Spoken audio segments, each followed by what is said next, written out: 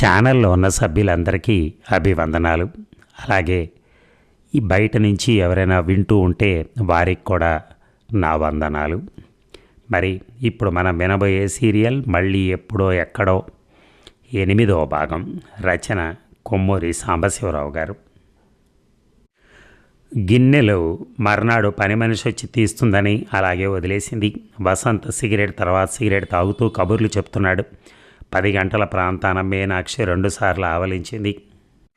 నిద్ర వస్తున్నట్టుంది, నేను వెళ్తాను అన్నాడు అతను. అవును, ఇవాళ ఎందుకో త్వరగా నిద్ర వస్తోంది. అతను ఆమెను మృదువుగా పెదిమల మీద చిన్న ముద్దు పెట్టుకుని వెళ్ళిపోయాడు. మీనాక్షి లేచి సుబ్రహ్మణ్యం ఇచ్చిన మందు గడగడ తాగేసింది.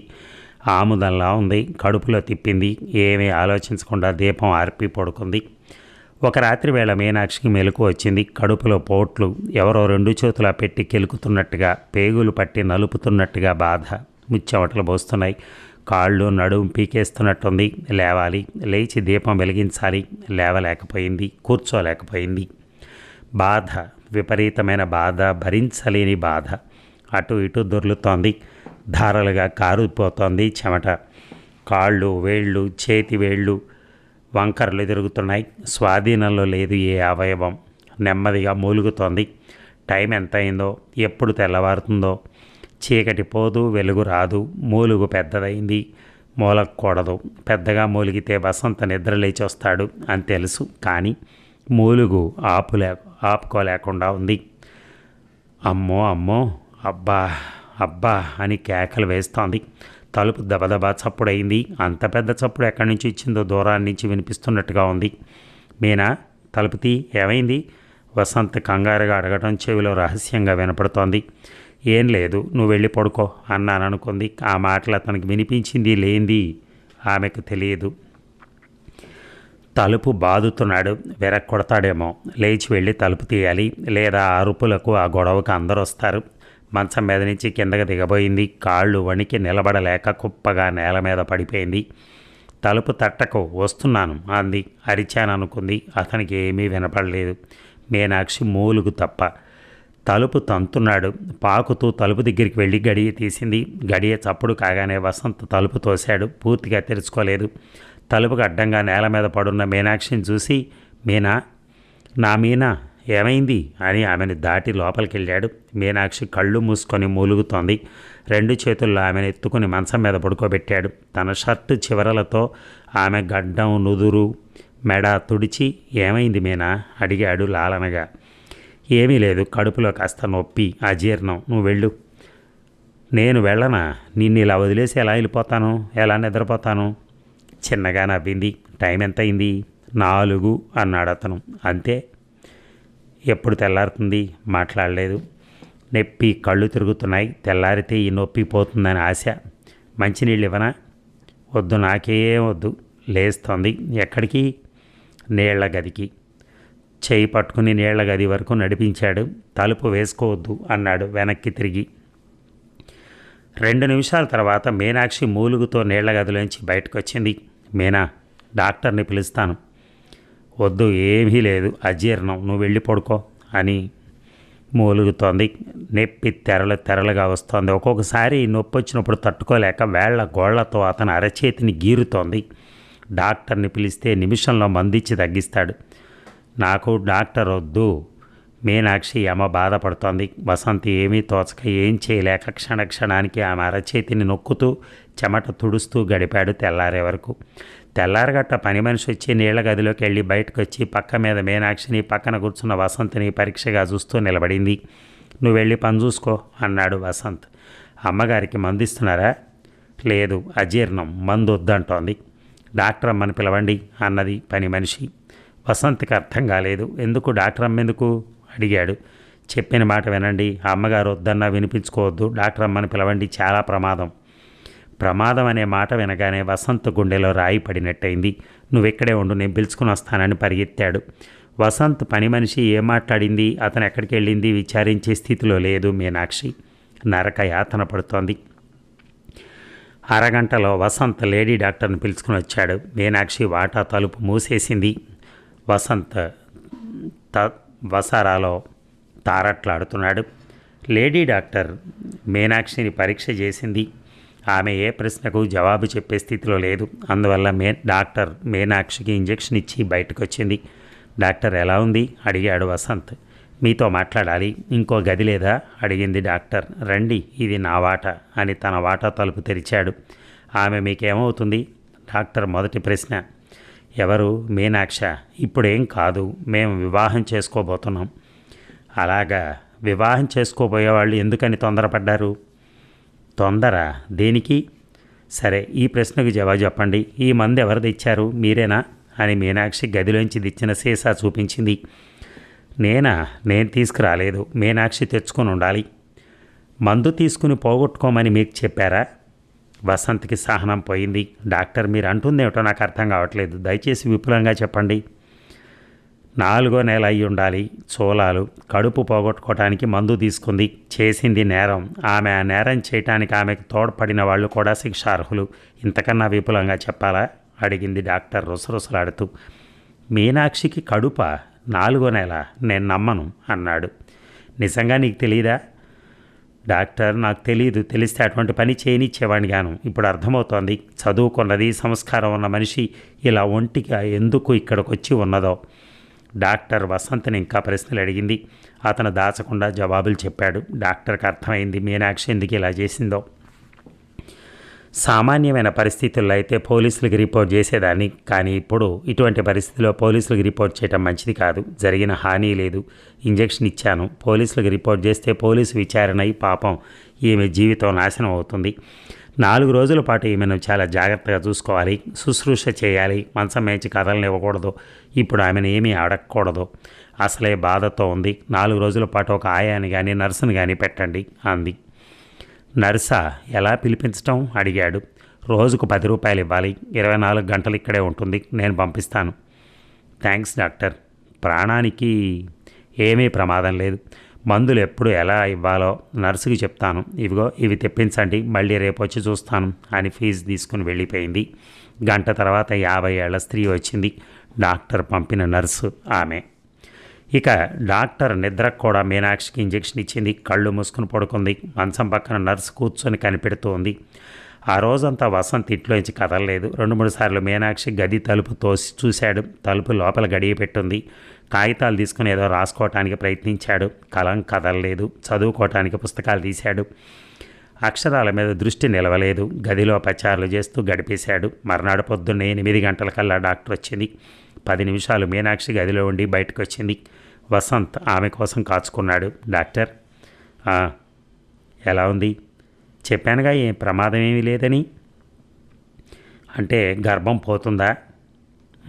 పోతే నేను రిపోర్ట్ చేయవలసి వచ్చేది. ఇంకా ఎన్ని రోజులు పడుతుందా మామూలుగా లేచి తిరగడానికి? వారం రోజులు. మాట్లాడుతుందా? నన్ను అడిగిందా? వెళ్ళి చూడండి అని చెప్పి డాక్టర్ వెళ్ళిపోయింది. వసంత్ మీనాక్షిని చూడటానికి వెళ్ళలేడు. మధ్యాహ్నం నర్సు వచ్చి వసంత్ తలుపు తట్టింది. ఏమిటి? ఆమె మిమ్మల్ని చూడాలంటున్నారు. నేను ఇంట్లో లేనని చెప్పండి అన్నాడు వసంత్. మీనాక్షిని కలుసుకోలేదు, ఆమె మొహం చూడలేదు. ఎందుకో తనకే తెలియదు. సాయంకాలం నర్సు మళ్ళీ వచ్చింది. ఒకసారి మాట్లాడాలంటున్నారు. రాకూడదు అడిగింది. వద్దు, నన్ను చూస్తే ఎక్సైట్ అవుతుంది. ఎక్సైట్ అవ్వటం మంచిది కాదు అన్నాడు.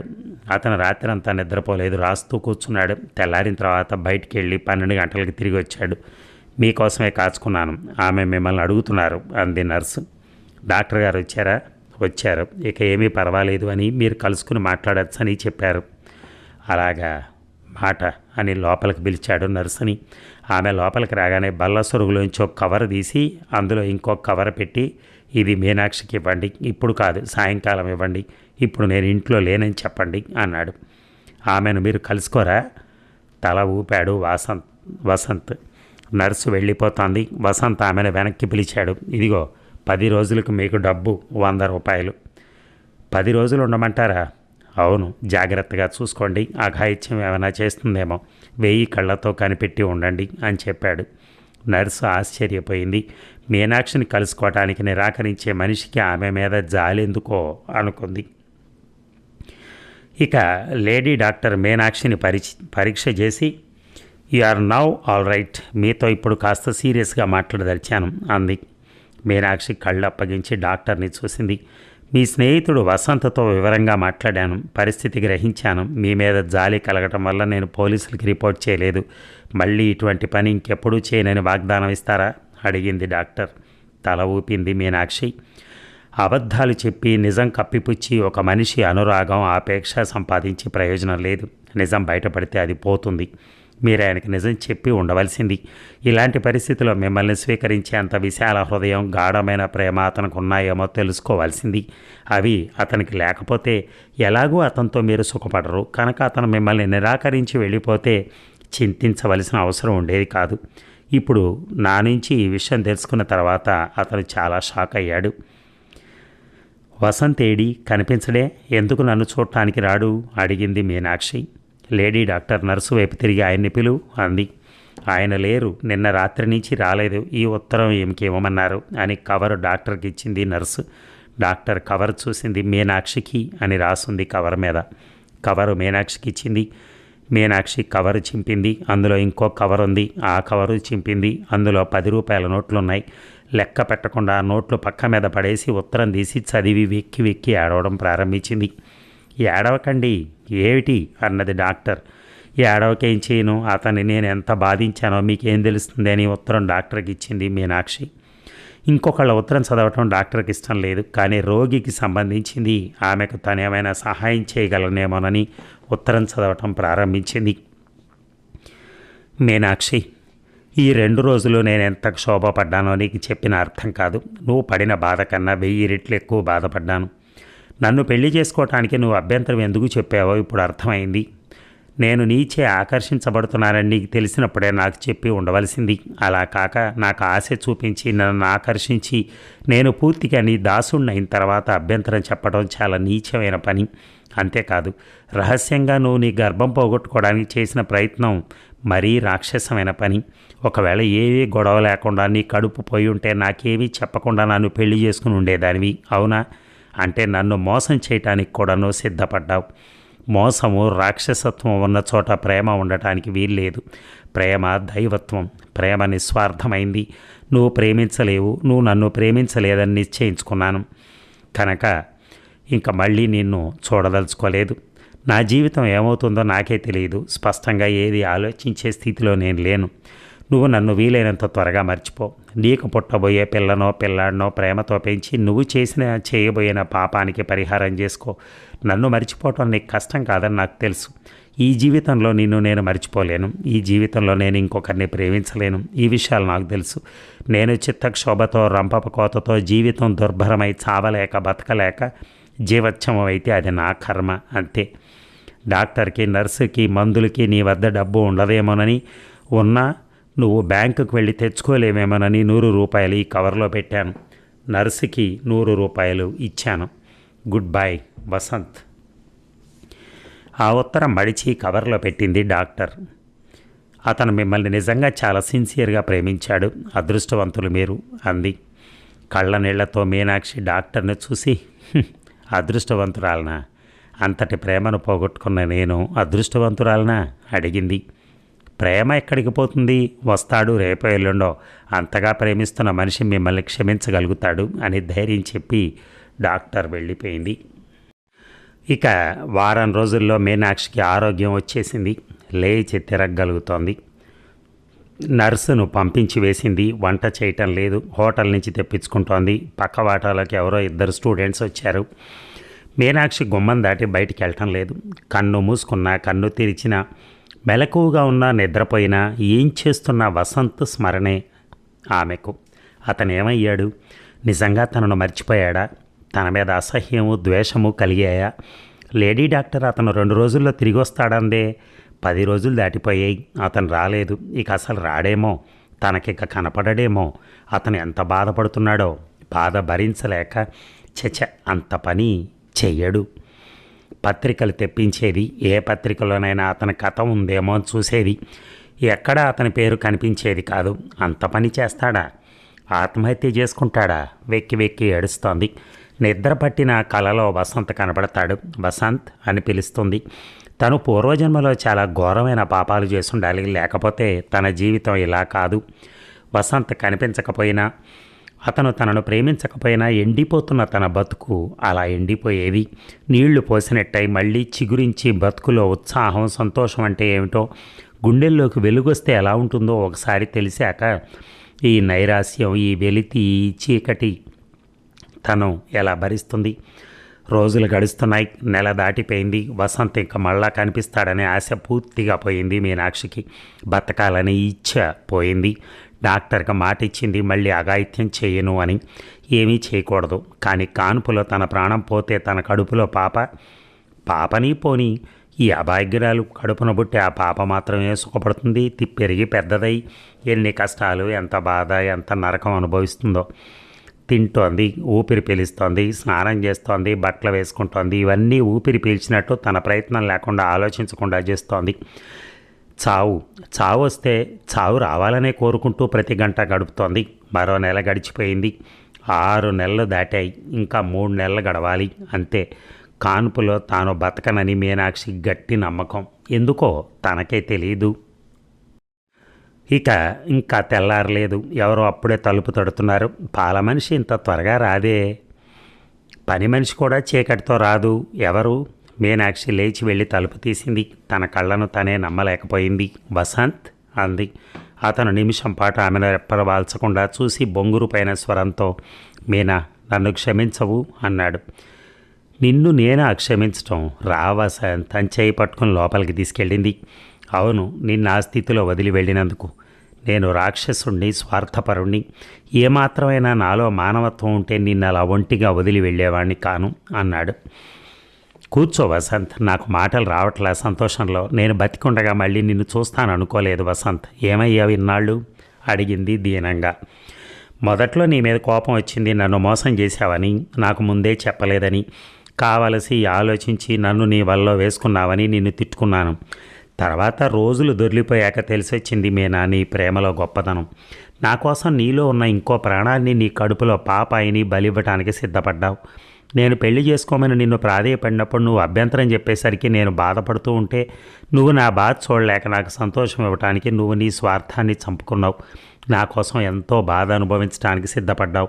ఇక్కడి నుంచి వెళ్ళిపోయి నాలో నేను బాధపడుతూ తర్కించుకుంటూ మదనపడ్డాను. అప్పుడు తెలిసింది నీ ప్రేమలో గొప్పతనం, నిస్వార్థం. అప్పుడే ఎందుకు రాలేదు? అభిమానం వల్ల. నువ్వు నన్ను చేదరించుకుని పొమ్మంటావనే భయం వల్ల అన్నాడు వసంత్ తల వంచుకుని. పిచ్చి వసంత్, నిన్ను నేను ఎన్నడైనా చేదరించుకోగలనా అంది అతని జుట్టు నిమురుతూ. మీనా, ఇంకా నువ్వు నన్ను ప్రేమిస్తున్నావా? అదేం ప్రశ్న వసంత్. నిన్ను ప్రేమించడం ఎలా మానగలను? నా మీద ప్రేమ కొద్దీ నువ్వు తప్పంతా నీ మీద వేసుకుంటున్నావు. కానీ వసంత్, నీకు నేను అనర్హురాల్ని. మీనా, ప్రేమకు అర్హత అనర్హతలు లేవు అన్నాడు. మీనాక్షి సంతోషంతో నవ్వుతోంది. కళ్ళల్లో నీళ్లు. ఏడుపు కాదు, సంతోషం. మీనా, వీలైనంత త్వరలో మనం పెళ్లి చేసుకుందాం. పెళ్ళా? ఈ స్థితిలోనా? అది ఇప్పుడు నాకు అభ్యంతరం లేదు మీనా. పెళ్లి చేసుకోకుండా మనం కలిసి ఉంటే మన బాంధవ్యం నీతిరహితంగా తోస్తుంది. అటువంటి బాంధవ్యం నేను సహించలేను. కాన్పు కానీ అన్నది నెమ్మదిగా. ఎందుకు అంతవరకు కాచుకోవాలి? ఈ క్షణాన్నించి నిన్ను వదలను. వీల్లేదు మీనా, మనం పెళ్లి చేసుకోవాలి. నా పాపాయి అడిగింది దీనంగా. నీది కాదు, మన పాపాయి అవుతుంది. నువ్వు నా దానివి, నీ పాపాయి నా పాపాయి అవుతుంది. ఇక వాదించకు అన్నాడు. ఇక 15 రోజుల తర్వాత రిజిస్ట్రార్ ఇంటికి వచ్చి మీనాక్షికి వసంత్కి వివాహం చేశాడు. నిండు చూలాలైన మీనాక్షిని విచిత్రంగాను, వసంత్ను కొంచెం అసహ్యంతోనూ చూశాడు. మీనాక్షి స్థితికి అతనే కారకుడని అనుకున్నాడు. వివాహమైన 2 రోజుల తర్వాత మైలాపూర్లో ఒక చిన్న ఇల్లు అద్దెకి తీసుకుని అక్కడికి మారారు. వసంత రాసిన 2 నవలలకి పబ్లిషర్స్ వచ్చి డబ్బిచ్చి తీసుకెళ్లడంతో అతని చేతి నిండా డబ్బు ఉంది. టేబుల్ ఫ్యాన్ కొన్నాడు. మెత్తని పరుపు, దిళ్ళు కొన్నాడు. మీనాక్షిని పక్క మీద నుంచి కదలనివ్వడు. మంచినీళ్ళు కావాల్సిన తనే అందిస్తాడు. బజార్కి వెళ్ళి బిస్కెట్లు, చాక్లెట్లు, ఇంకా ఎన్నో రకాల తీపి వస్తువులు తెస్తాడు. తలనొప్పిగా ఉందంటే తల రాస్తాడు. తోచడం లేదంటే కథలు చెప్తాడు. విసుగ్గా ఉందంటే ట్యాక్సీలో బీచ్కి తీసుకెళ్తాడు. వసంత్, పోయిన జన్మలో నువ్వు నాకేదో రుణపడి ఉండాలి అన్నది మీనాక్షి. మరి చివరి భాగంతో ఇంకొక 1 అవర్లో కలుద్దాం. Thank you.